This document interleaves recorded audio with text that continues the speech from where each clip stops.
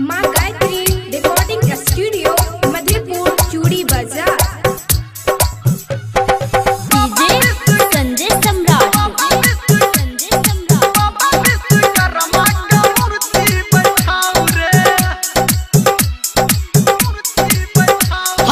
दुआरा पे ठीक से आसन लगाऊ रे, दुआरा पे ठीक से आसन लगाऊ रे, बाबा विश्वकर्मा का मूर्ति बैठाऊ रे।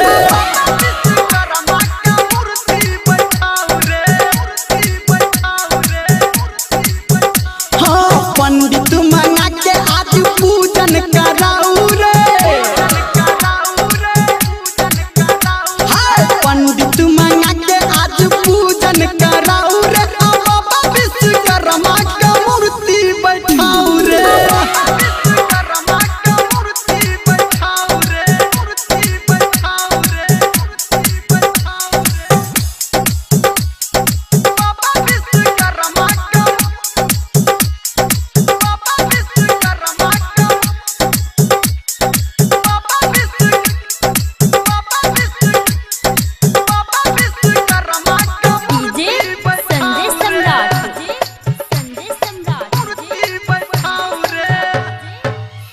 हाँ बाबा के महिमा छै सबसे निराला, सबके खोलै छै ई किस्मत के ताला।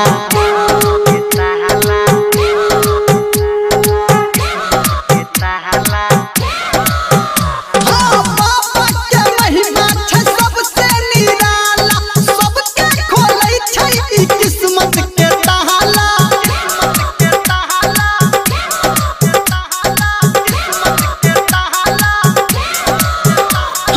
मेहनत से आज पंडाल सजाऊ रे, मेहनत से आज पंडाल सजाऊ रे, बाबा विश्वकर्मा का मूर्ति बैठाऊ रे।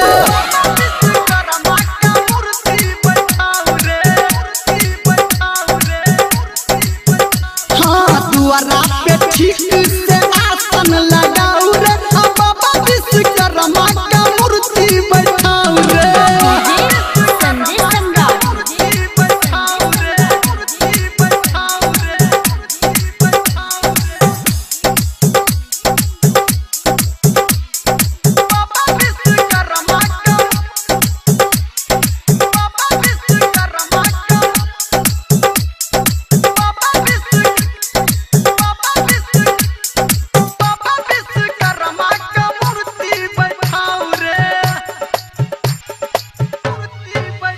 हाँ आइए पूजा हा बाबा के सगर, हा बाबा विश्वकर्मा हा तक तैरे हमरो।